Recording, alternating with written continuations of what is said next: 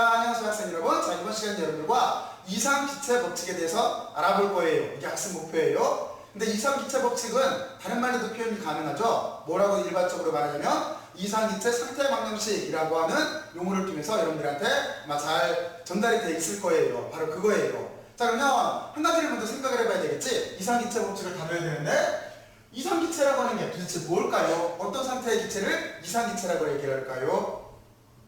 다들 이해하고 있어요? 그렇지? 이상기체 법칙이라고 하는 자체는 일단은 낮은 밀도, 낮은 압력을 갖고 있는 기체를 말하는 거예요. 그러면 밀도가 낮고 압력도 낮아. 그러면 서로 어떻게 되겠어요? 서로 상호작용을 할 수가 없겠지? 바로 이런 기체를 우리가 이상기체라고 해요. 그 조건 내에서 지금 여기 있는 법칙을 한번 만들어 볼 거예요. 자, 그러면 이 이상기체 법칙을 다루기 위해서는 세 분의 업적을 중심으로 생각을 해야 돼요. 그 세 분의 업적은 누구냐면 여러분들이 많이 들어봤을 거예요. 여기 보일, 샤를, 그리고 게일, 루샤의 법칙인 거예요. 그리고 이 세 분의 업적은 어떤 거와 관계가 되어 있냐면은 여기 있는 것처럼 온도, 압력, 부피하고 관계가 되어 있어요.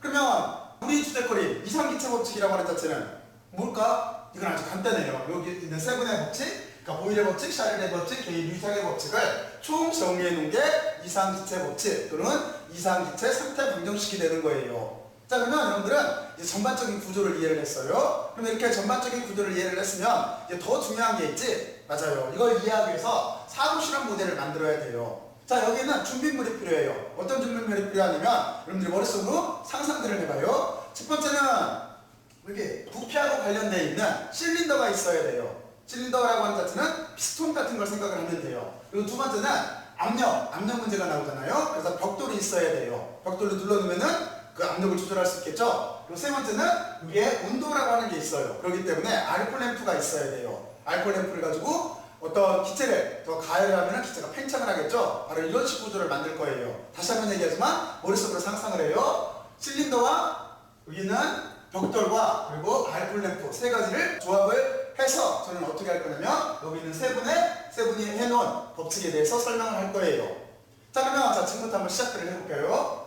자, 먼저 보일의 법칙이라고 하는 자체는 뭐냐면 먼저 이걸 알아야 돼요. 보일의 법칙은 온도가 일정하다라고 놓고 여기가 일정이에요. 그래 놓고 여기 압력과 부피 사이의 관계를 논한 거예요. 자, 그러면 이 관계는 어떻게 찾으면 될까요? 자, 그러면 실험 모델을 만들어 봐요. 먼저 온도가 일정하다라고 되어 있으니까 지금 이 조건에서는 보일의 법칙을 기술을 할 때는 알코올 램프는 필요가 없겠죠. 대신 두 가지가 필요할 거예요. 이렇게 실린더를 그냥 이렇게 그릴게요. 실린더가 이렇게 있고 여기에 이렇게 피스톤처럼 생긴 게 이렇게 있다라고 봐요. 자, 그러면 이런 식 구조예요. 그리고 이 안에 이상기체가 들어있어요. 그리고 이 실린더라고 하는 자체는 내가 실린더예요. 실린더는 완전하게 이렇게 밀폐되어 있는 상태예요. 밖으로 이상기체가 새어나거나 밖에서 안쪽으로 들어올 수가 없어요. 자, 이런 상태에서 보일의 법칙이라고 하는 자체는 뭐냐면 압력을 변화시킨 거예요. 어떻게 압력을 변화시킬 수가 있을까요? 아주 간단하지? 여기에다가 벽돌을 올려놓는다고 생각을 해봐요. 이렇게 얘가 벽돌이에요. 벽돌을 여러분이 이렇게 올려놓는다고 생각을 하면은 틀림없이 여기에서 압력과 부피 사이의 관계가 여러분들이 머릿속으로 상상할 수가 있을 거예요. 자, 그러면 어떻게 될까? 압력을 증가하게 되면은 부피는 어떻게 될까요? 압력이 커지면 부피는 줄어들게 되겠지. 무슨 얘기냐면 벽돌을 올려놓으면 올려놓을수록 여기에 있는 부피는 줄어들게 될 거예요. 그러면 이 둘 사이의 관계를 찾았네. 여기 압력과 부피 사이의 관계는 어떻게 될 수밖에 없냐면 서로 반비례할 수밖에 없어요. 간단하죠? 그러면 그거를 그대로 기호 처리를 하면 되겠죠? 그러면 우리는 기호 처리하면 이렇게 되겠지? 이렇게 P1 그리고 또 하나 V1 사이가 이렇게 P2, V2하고 서로 반비례하는 관계가 있다라고 이렇게 써놓으면 될 거예요.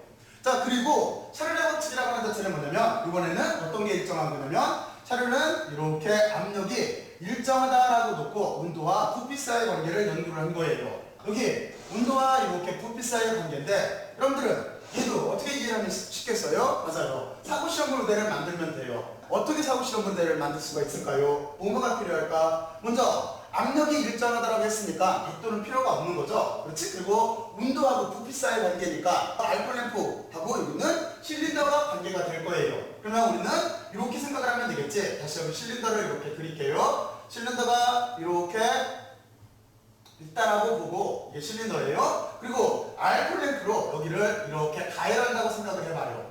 그러면 어떻게 될까? 온도가 올라가면 부피는 당연히 팽창이 되겠지. 그렇지? 그래서 이 둘 사이에는 비례관계가 있을 수밖에 없어요. 여기는 이렇게 비례관계가 있을 수밖에 없어요. 그걸 식으로 표현하면 이렇게 되겠죠. 이렇게 온도분의 부피라고 하는 자체는 여기 T2분의 이렇게 V2로 이렇게 쓸 수가 있을 거예요. 그러니까 온도와 부피는 비례할 수밖에 없어요. 온도가 올라가는 알콜로프로 여기 이상기체를 가해하게 되면 틀림없이 부피는 팽창하게 될 거예요. 아주 간단하죠? 자, 그러면 이제 게이류샷 법칙이라고 하는 자체는 어떻게 기술하면 될까요? 여러분들이 대강 이해가 가죠? 이번에는 뭐가 일정할 거예요? 맞아요. 이번에는 부피가 이렇게 일정하다고 놓고 연구를 한 거예요. 자, 그러면 부피가 일정하다고 놓고 그러면 둘 사이의 관계를 비교해 볼 수가 있겠죠? 이렇게 둘 사이, 그러니까 온도와 압력 사이의 관계를 이렇게 연구를 한 게 게이류샷 법칙이에요. 자, 그러면 여기는 어떻게 하면 되겠어? 여기는 세 가지가 다 필요하겠네. 어떻게 필요하냐면 일단 먼저 이렇게 실린더가 있을 거예요. 실린더가 이 모양을 이렇게 가지고 있다라고 보고 이게 실린더예요. 그리고 여기에다가 알콜 램프로 이렇게 이상기체를 가열을 할 거예요. 가열을 하는 건데 부피가 일정하다고 그랬어요. 그러니까 어떻게 하냐면 이 위에다가 벽돌을 이렇게 올려놔가지고 벽돌을 올려놔서 얘가 못 움직이게 부피가 팽창하지 못하게 만든 경우예요. 이해가죠? 실린더가 있고 실린더를 알콜 램프로 가열해서 기체를 팽창시켜요. 하지만 위에다가 벽돌을 꽉 눌러놔가지고 얘 부피가 팽창하지 못하게 부피가 일정하게 만든 경우예요. 자, 그러면 어떻게 될까? 가열하면 가열할수록 온도가 올라가면 올라갈수록 압력은 당연히 증가를 하겠죠. 여기가 부피가 팽창을 못하고 있으니까. 그래서 이 둘 사이의 관계도 우리가 비례한다라고 하는 걸 알 수가 있어요. 그러면 여기는 식으로 쓰면 이렇게 되겠네. 이렇게 T1하고 여기 압력이라고 하는 자체는 여기는 두 개가 이렇게 비례하는 값으로 이렇게 쓸 수가 있을 거예요. 자, 그러면 여러분들은 여기까지 이렇게 보일의 법칙, 샤를의 법칙, 게이-류샥의 법칙에 대해서 알아봤어요. 그리고 나서 다시 이거를 정리한 게 조금 아까 말했던 이상기체 법칙이에요. 얘를 정리해서 한 번에 쓰게 되면은 어떻게 될 수밖에 없냐면 여기 압력과 부피 그리고 온도 사이의 관계를 쓸 수가 있어요. 그래서 우리는 이 식 자체를 이렇게 쓸 수가 있어요. 이렇게 압력과 부피 그리고 나서 온도 사이의 관계가 있는데 여기에 상수 두 개가 이렇게 들어가게 돼 있어요. 이게 이상기체 법칙이에요.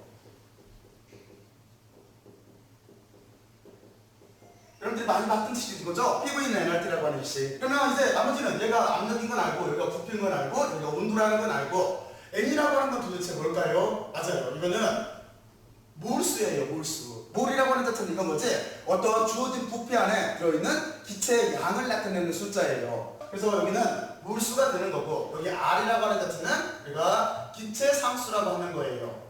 이렇게 표현되어 있는 게 이상기체 법칙 또는 이상기체 상태방정식이라고 하는 거예요. 근데 이 식을 약간 바꿔서 쓸 수가 있어요. 어떻게 바꿔 쓸 수가 있냐면 위에서 구한 이 몰수 N이라고 하는 거에 원래 정의는 이렇게 돼 있어요. 여기는 어떤 물질의 분자량을 이렇게 질량으로 나눈 값이에요. 근데 이거를 또 하나 우리가 아보가드로 수로도 표현할 수가 있어요. 어떻게 쓸 수가 있냐면 이렇게 아보가드로 수를 가지고 전체 분자수를 이렇게 나눠준 것도 이게 몰수로서 표현이 돼요. 그러면 이걸 이용해서 여기를 약간 바꿔줄게요. 그러면 이 식은 다시 어떻게 쓸 수가 있냐면 우리가 이런 식으로 기술할 수가 있어요. 여기 PV라고 하는 자체는 얘는 여기 n을 앞으로 그냥 빼서 쓸게요. 여기를 n을 이렇게 뺄게요. 그리고 나서 여기 보면은 아보가드로 수가 있죠? 그리고 여기 보면은 이상기체 수가 있어요. 이렇게 쓰고 t를 뒤에다 쓸게요. 이렇게 쓰는 이유는 이만큼 여기 이상기체 숫자를 아보가드로 수로 나눈 여기를 볼츠만 상수라고 해요. 여기를 옆으로 빼서 쓸게요. 볼츠만 상수라고 이렇게 쓰고 얘를 k에다가 b자로 이렇게 표현을 해요. 그러면 압력에다 부피를 곱한 값이라고 하는 자체는 이렇게 n 볼츠만 상수의 t꼴로도 표현할 수가 있겠죠. 그래서 이렇게 표현은 이렇게 두 가지로 할 수가 있어요. 간단하죠? 그렇지? 자, 그러면 여러분들은 여기까지 이렇게 잘 이해를 했을 거예요. 자, 그러면 도대체 어떻게 논리를 전개했나 하는 거를 다시 한 번만 생각을 해보죠. 먼저 여러분들은 이상기체라고 하는 정의를 알아야 돼요. 이상기체라고 하는 자체는 밀도나 압력이 아주 낮아서 서로 상호작용을 하지 않는 상태가 이상기체예요. 그런 조건 하에서 지금 문제를 다루는 거예요. 그리고 세 분의 업적이 있어요. 보일, 샤를, 게이-류샥. 근데 보일의 법칙이라고 하는 자체는 온도가 일정할 때예요. 그러면 여러분들은 이 모델을 생각을 하면 돼요. 온도가 일정하기 때문에 알콜 램프는 필요 없어요. 그리고 나서 여기 보면은 압력을 가해야 가해주면 돼요. 압력을 가해줬을 때 부피가 어떻게 된다는 생각을 해보면 되는데, 압력은 이것처럼 벽돌을 점점 올려놓으면 되겠지. 그러면 틀림없이 부피는 줄어들게 될 거예요. 그러니까 둘 사이는 반대의 관계가 있어요. 그리고 식으로 표현하면 이렇게 돼요. 그리고 샤를의 법칙이라고 하는 자체는 이번에는 압력이 일정할 때예요. 그러면 우리는 둘 사이의 관계를 생각을 하면 되겠죠. 어떻게 생각을 하면 되는 거냐면 여기는 온도와 부피 사이의 관계를 생각을 하면 돼요. 그러면 당연히 이렇게 되겠지. 여기 알콜레프를 가지고 실린더를 가열을 하게 되면은 틀림없이 온도가 올라가면은 부피는 팽창하게 될 거예요. 당연히 그렇게 될 수밖에 없죠. 그러니까 이게 샤를의 법칙이에요. 그리고 기호 처리를 하면 이렇게 돼요. 그리고 게이뷰샥이라고 하는 법칙은 뭐냐면 여러분들이 잘 예상을 했겠지만 이번에는 부피가 일정한 거예요. 그러니까 실린더가 못 움직이게 벽돌을 꽉 눌러놓은 거예요. 이래놓고 나서 온도를 가지고 가열하기 시작하면 틀림없이 얘는 이 안에서 부피가 팽창을 못하기 때문에 여기에 압력이 증가할 수밖에 없을 거예요. 그래서 이렇게 기온 처리를 했어요. 그리고 이거를 이렇게 압력과 부피와 온도 사이의 관계를 표현한 게 이상기체 법칙 또는 이상기체 상태방정식이에요. 근데 여기에는 두 가지 개수가 들어가요. 몰이라고 하는 부피 안에 들어있는 기체의 양을 나타내는 수하고 그리고 기체 상수라고 하는 개념이 들어가요. 그래서 이걸 이용해서 다시 우리는 이 개념을 다시 어떻게 바꿀 수가 있냐면 볼츠만 상수를 이용해서 이런 식으로도 이렇게 표현할 수가 있어요. 그래서 PV는 NT 또는 PV는 NKT라고 하는 게 이게 이상기체 법칙 또는 이상기체 상태 방정식이라고 하는 거예요. 자, 그러면 여러분들이 여기까지 잘들 이해를 했을 거라고 생각을 하고 여러분들도 여기 있는 사고실험 모델을 통해서 직관적으로 한번 이해를 해보세요. 그러면 모든 게 다 쉬워져요. 물리학이라고 하는 자체는 또는 과학이라고 하는 자체는 공학이라고 하는 자체는 꼭 실험 모델을 바탕으로 생각을 해봐야 돼요. 자, 그러면 여러분들이 잘 이해를 했을 거예요. 수고들 많이 했어요. 열심히 들으셔서 고마워요.